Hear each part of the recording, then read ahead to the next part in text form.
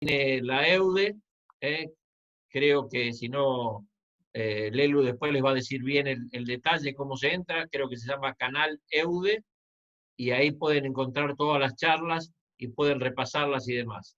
La bibliografía de consulta, si ustedes se fijan abajo, ahí dice bibliografía de consulta, para este caso es ISIS y el laberinto de Medio Oriente. Ahí van a encontrar prácticamente todo lo que está, salvo la actualización que en el libro ese está hecho hasta septiembre del año pasado. Y Dios mediante, vamos a charlar sobre lo que es el Estado Islámico, cuál es la situación del Estado Islámico al día de hoy. Muy bien. Para empezar la charla,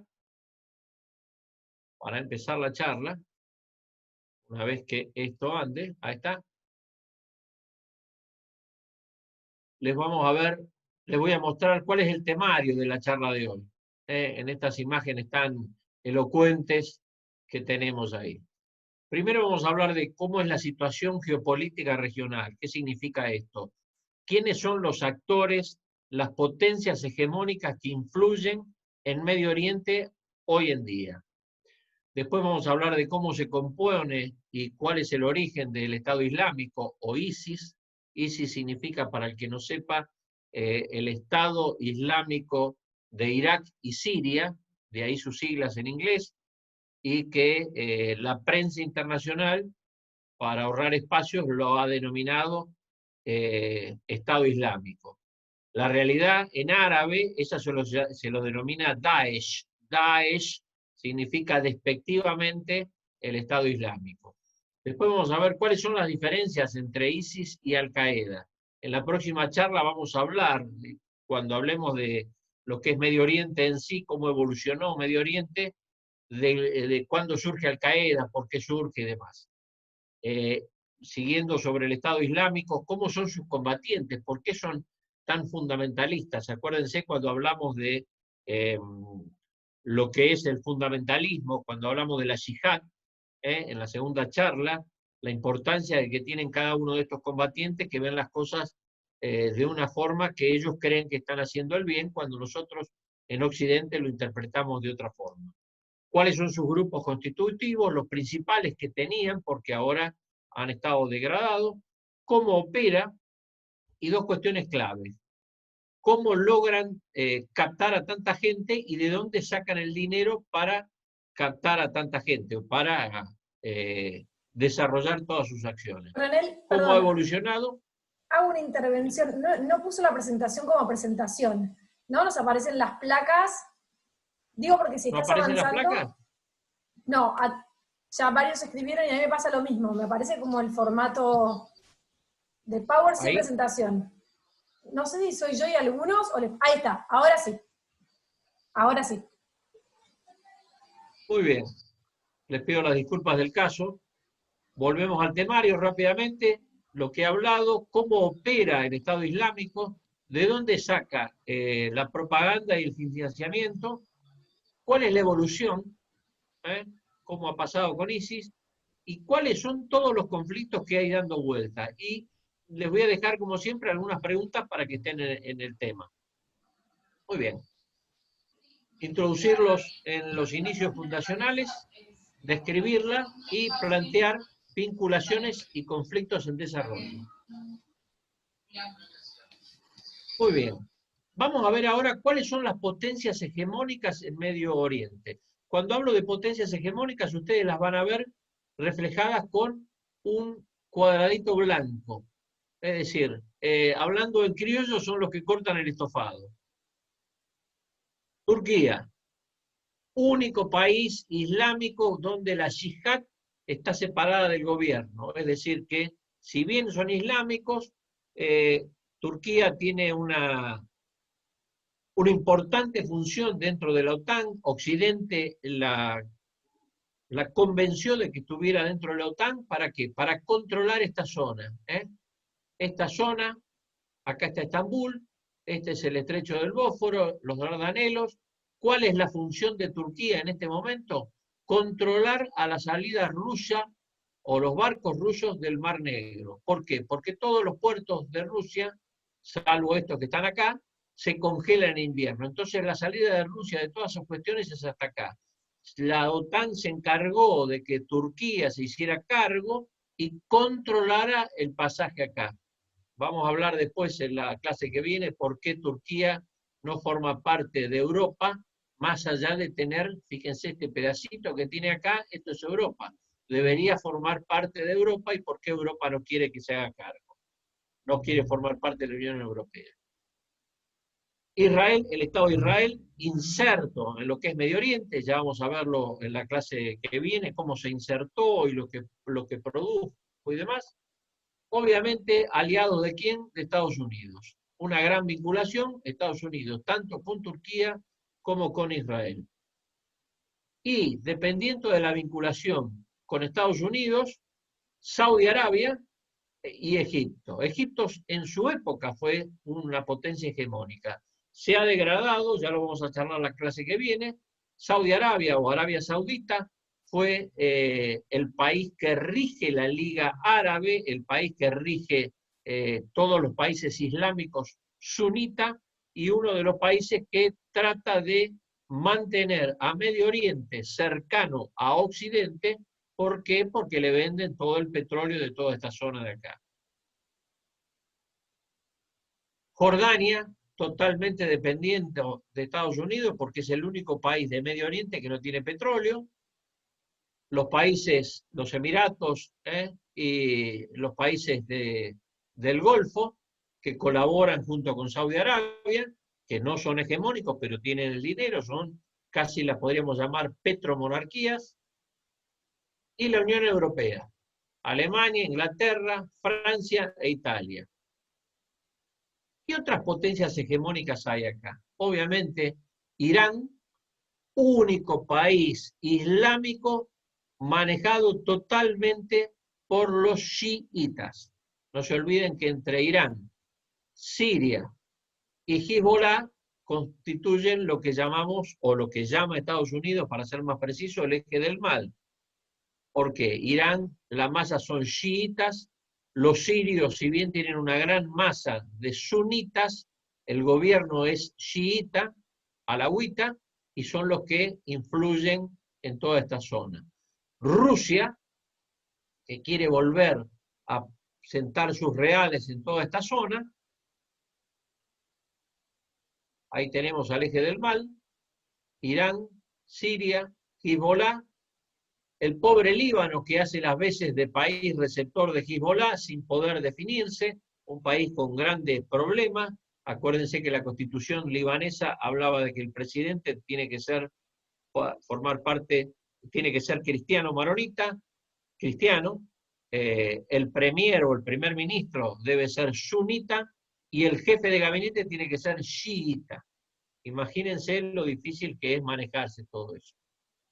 Y Irak, que en estos momentos está en una evolución, si está manejado por los países sunitas, está influenciado por Irán, se quiere acercar a Occidente y sufre o empieza a sufrir el flagelo de toda la convulsión que hay en esta zona.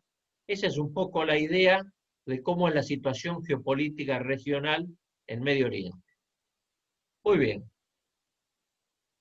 Antes de que se inicie el problema sirio, que es el que después da origen y vamos a llegar a ISIS, ¿cuál era la situación de Siria? ¿Por qué se produce lo que se va a producir? Primero, porque era el depositario de todas las armas químicas que habían quedado. Ustedes acuérdense que ha habido una guerra entre Irak e Irán, que terminó en forma indecisa por quién era el ganador de la misma, y todos ellos dos tuvieron que firmar un acuerdo para la no proliferación de armas de destrucción masiva, las armas químicas.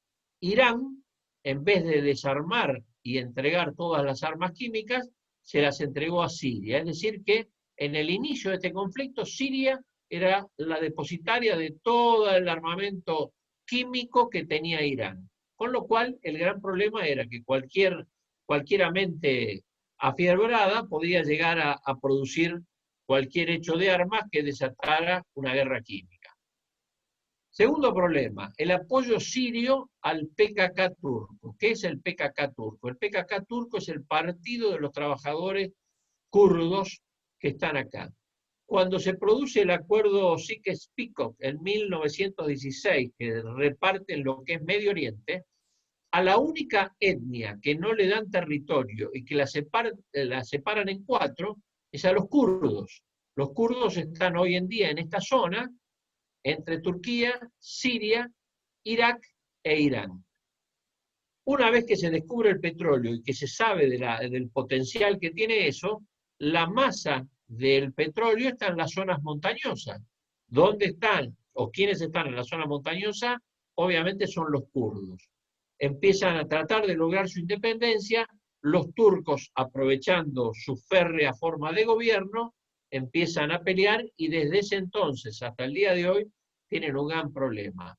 Los sirios, sobre todo los kurdos que están en el norte de Siria, en esta región, son los que apoyan a los kurdos que están en el sur de Turquía. De ahí forma el Partido de los Trabajadores Kurdos que están en oposición contra el gobierno. Siria, o los kurdos de Siria, apoyan al PKK, por lo cual Turquía tiene su interés por controlar esta zona. Ya lo vamos a ver más que nada en la clase próxima. Problemas con los campos de refugiados en el Líbano. Acuérdense que en el año 82, cuando Sharon se dio cuenta de los problemas que tenía la OLP en el norte del país, irrumpió, llegó hasta Beirut, le dio a los maronitas el control de los campos de refugiados, los maronitas hicieron una gran matanza y a partir de ese momento los refugiados palestinos, tanto en Jordania como en el Líbano, tratan de producir un hecho para que los israelíes le dejen a los palestinos una ampliación de su territorio y que ellos puedan volver. La cuestión de los refugiados, para tenerlo en cuenta, cuando los refugiados huyen porque los israelíes copan ese terreno y ellos se van y escapan para tener otra forma de vida, se crean los campos de refugiados. Naciones Unidas lo que hace, o lo que intenta hacer, es que todos los refugiados se integren en las sociedades de los países donde están. Si yo les preguntara a ustedes cuál es la idea de todo aquel que está refugiado en un país que no es el suyo, es volver a su país de origen. Con lo cual, los refugiados producen los hechos para regresar al territorio que había sido suyo y provocar problemas para que la comunidad internacional se diera cuenta. Los países islámicos de la región, luego de tener sus enfrentamientos con Israel y demás, no digo que los dejaron de lado a los palestinos, pero sí, a partir de que se cree la Organización para la Liberación de Palestina, dejan que esa organización sea la que maneje todos los problemas. Con lo cual, los campos de refugiados palestinos, tanto en Beirut como en Jordania, en Egipto hay otros, pero más controlados, buscan cada tanto producir un hecho para que la comunidad internacional los vuelva a tener en cuenta y se vuelva a preocupar por ellos. Cruzada anti-suní en el Líbano por alianza de los alawitas con Hezbollah. Como ya dijimos, Siria tiene un gobierno alawita, Siria siempre quiso hacerse cargo del Líbano, Líbano era una parte de la Gran Siria, y cuando se hace la distribución de terreno, los cristianos que estaban en Siria le piden a los franceses que le dieran un espacio con salida al mar por las dudas que la gran comunidad islámica tratara de hacer cualquier desmán en contra de ellos, por lo cual se crea el Líbano. Ese es un poco el origen del Líbano. Desde ese momento, Siria siempre ha querido volver a hacerse cargo del Líbano, para volver a tener la Gran Siria. Entonces, los sunitas tienen un gran problema. ¿Por qué? Porque Hezbollah, presionado por Siria y apoyado por Irán, trata de independizarse o crear algo para volver a ocupar ese territorio. Y por último, concentración de los yihadistas islámicos en Siria para pelear contra los alawitas, es decir, en Siria, donde hay una gran masa de sunitas un gobierno que es alawita, que es la aristocracia de los chiitas, empieza a convocar a gente para rebelarse en contra del gobierno de lo que estaba sucediendo. Esto surge a partir de la primavera árabe. Primavera árabe, les recuerdo, ¿cuándo fue? 2011. Muy bien. Los rebeldes en Siria sunitas, que están en contra del gobierno chiita, están apoyados obviamente por Occidente, específicamente por Estados Unidos, con el apoyo turco en el norte y con el apoyo jordano desde sus fronteras del sur. Los chiitas en el gobierno alawita dentro de Siria, ¿por quién está apoyado? Obviamente por el supuesto eje del mal, tal cual lo llama Estados Unidos, Irán, los sirios y Hezbollah, que empieza a tener, después de la Segunda Guerra del Líbano, una gran participación porque ha sido la única organización que le demostró que podía enfrentar a Israel. Muy bien. ¿Cómo se inicia este conflicto? Mediados del 2010 se incrementan el precio de los comestibles y se empobrecen 3 millones de personas que son impulsadas a vivir en la ciudad. En enero del 2011 se produce a través de la juventud, empiezan a protestar en contra del gobierno. El gobierno de este señor llamado Bashar al-Assad recuerda que su padre, Hafez al-Assad, había tenido también un problema del mismo tipo, con lo cual dice, si a mi padre le fue bien sacando al ejército y aplacando la revolución con 10.000 muertos, yo voy a hacer lo mismo. Entonces le ordena al ejército que sea el que salga a la calle a reprimir estas manifestaciones. Se envían tanques a las ciudades rebeldes y demás, como lo había hecho su padre Hafez. En agosto del 2011, Obama, presidente de Estados Unidos, le pide a Bashar al-Assad, que deje el gobierno y congela de por sí todos los apoyos de Siria. ¿Por qué? Porque estaba viendo que se iba a producir una guerra civil. Cuando se produce una guerra civil, acorde a lo que dice las Naciones Unidas, es cuando las Fuerzas Armadas de un país se dividen y apoyan a dos fracciones enfrentadas. Es decir, que una apoya a un lado, al gobierno generalmente, y otra a los rebeldes. Eso es una guerra civil para los que interpretan Naciones Unidas. En diciembre del 2011, con el tema de lo que es la primavera árabe, se producen las deserciones de miles de soldados. ¿Por qué? Porque 3 veces Bashar al-Assad le ordena a las Fuerzas Armadas que salgan a reprimir, hasta que en determinado momento las Fuerzas Armadas dicen, no, yo no voy a enfrentarme al pueblo, y empiezan a producirse la deserción. Una parte de las Fuerzas Armadas queda apoyando al gobierno y otra parte se hacen desertores para no incurrir en atacar al propio pueblo. ¿Quién es Bashar al-Assad? Acá lo tenemos a Bashar al-Assad, este es Hafez al-Assad, el padre, que fue un piloto de la Fuerza Aérea que combatió en la guerra de los 6 días y en la guerra de Yom Kippur, después fue nombrado presidente y es el que lo orientó a Bashar al-Assad. Bashar al-Assad era un médico que estaba estudiando en Londres sin ningún problema, se recibió de oftalmólogo, se casó con una siria en Londres, vivía lo más bien, y no iba a ser el responsable de hacerse cargo del gobierno. Cuando muere el padre estaba preparando al hermano mayor. Muy bien, el hermano mayor era algo que, es decir, el coronel Otero se debe acordar, porque de su época, un bon vivant, una expresión muy especial, y muere en un accidente automovilístico. Entonces se quedan sin el que estaban siendo preparados. El hermano más chico, Maher, era militar y se iba a hacer cargo de las Fuerzas Armadas, entonces lo llaman a Bashar al-Assad y le dicen, tenés que venir a reemplazarlo a tu padre, porque tu hermano que ya había muerto, cuando muere en el 2000, y así se hace cargo. Viene Bashar al-Assad, como ya sabían que esto venía mal el tema, lo nombran teniente coronel, después lo nombran coronel, y cuando muere el padre en el 2000 se hace cargo.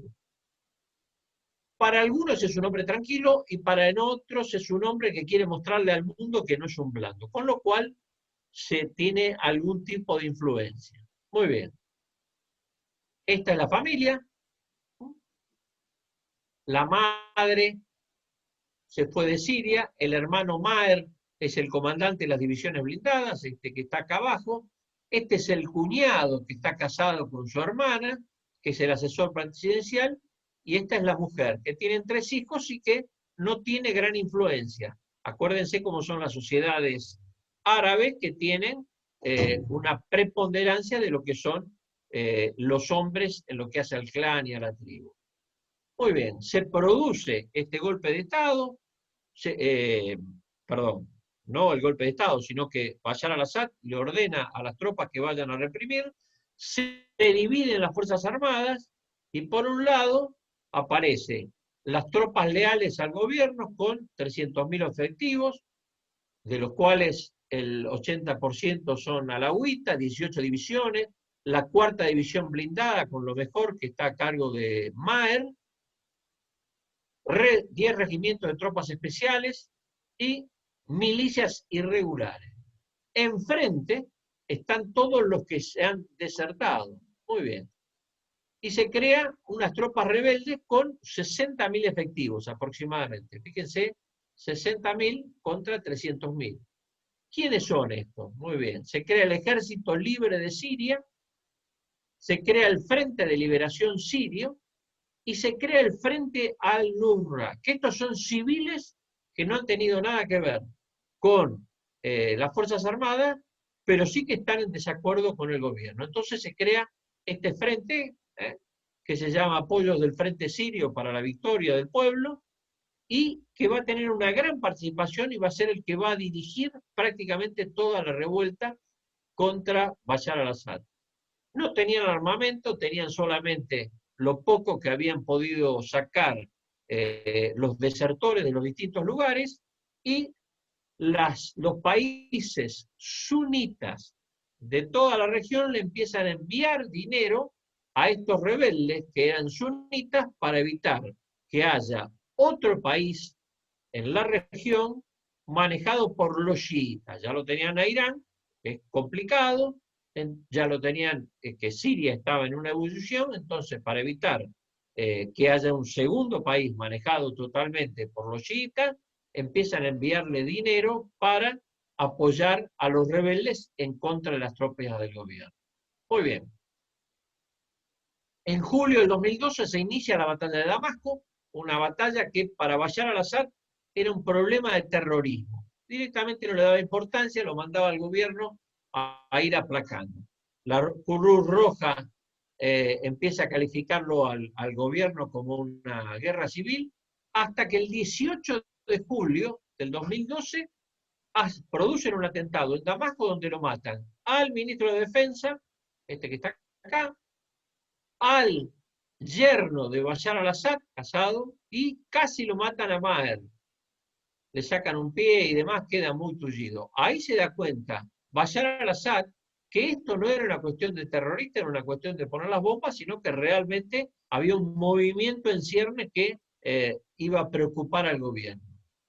Al día siguiente, en la capital económica de Siria, que es Alepo, Damasco es la capital formal, pero todo se maneja desde Alepo, los rebeldes inician una batalla que la llaman la madre de todas las batallas, tal cual como había dicho Saddam Hussein cuando invadieron. Atacan 18 batallones, de los cuales uno de ellos es la brigada al-Nusra, la formada por los rebeldes civiles que no tenían nada que ver con el ejército. Y ahí se dan cuenta de que esto iba mucho más serio de que una cuestión terrorista.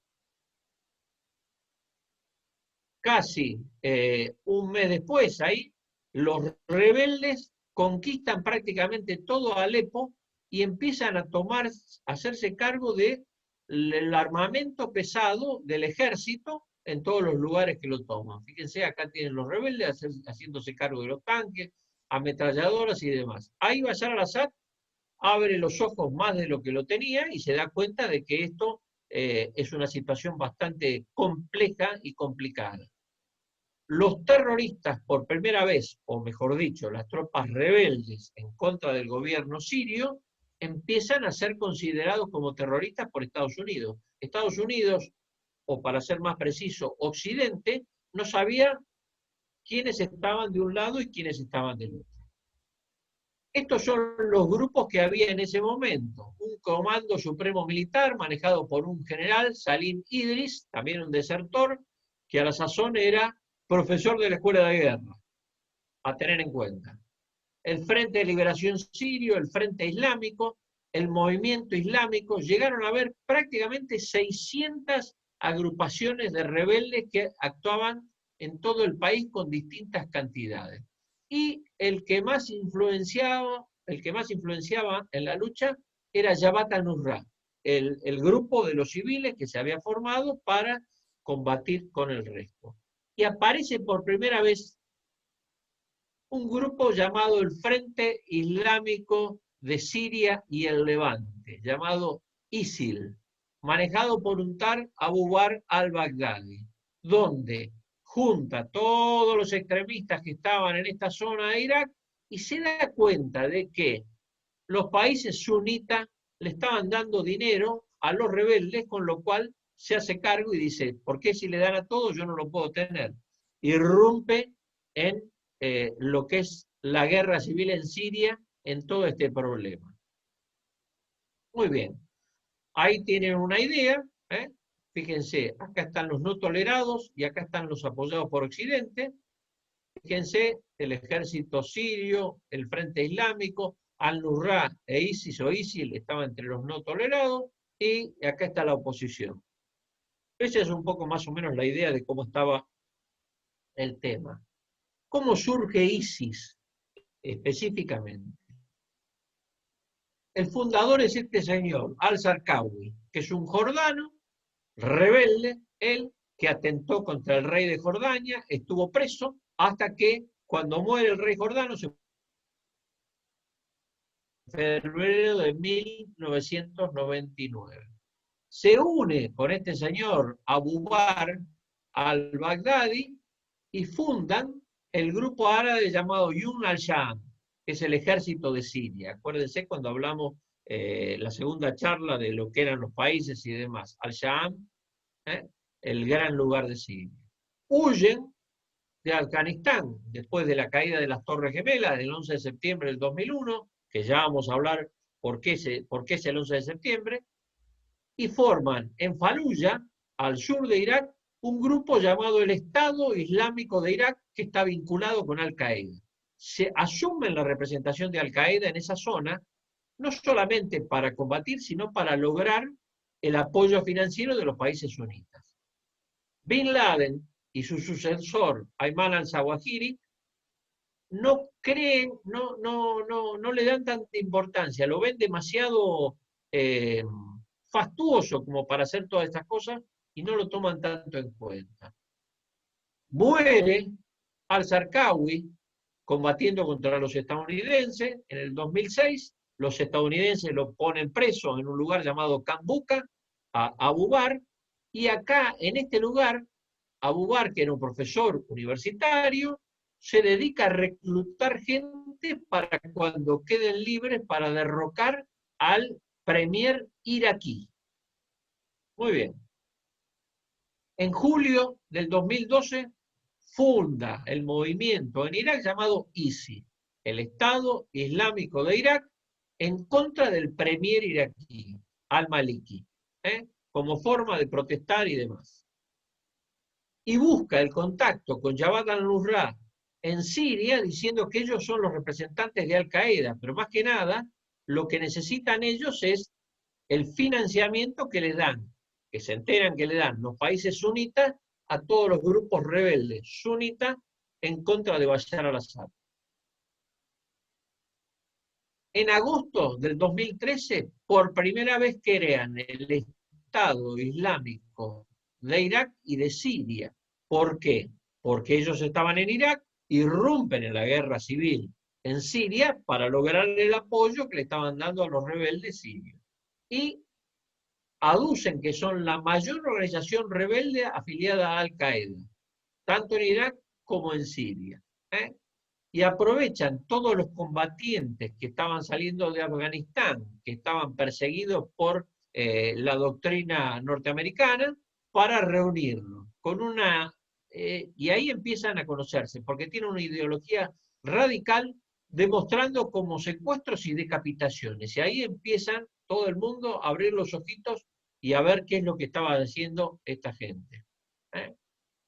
Se dan cuenta de que el lugar estratégico para actuar es Siria, porque les permite la salida por el Mediterráneo para Europa a través de Turquía, y no tanto en Irak, que estaba mucho más controlado y más concentrado. Obviamente lo dirige Abu Bakr al-Baghdadi. Ahí lo tenemos. Coronel, si le El parece, verdadero nombre de este hombre. nos queda 2 minutitos. Si le parece, cortar en esta placa y nos volvemos a conectar con el mismo ID y Termino de misma hablar contraseña.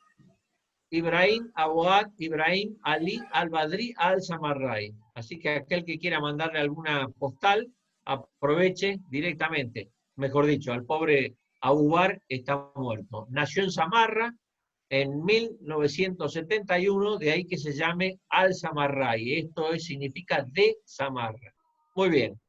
Cortamos acá, Lelu, y si Dios quiere, y si podemos, antes de iniciar les voy a pasar un video sobre las claves para entenderlo al Estado Islámico.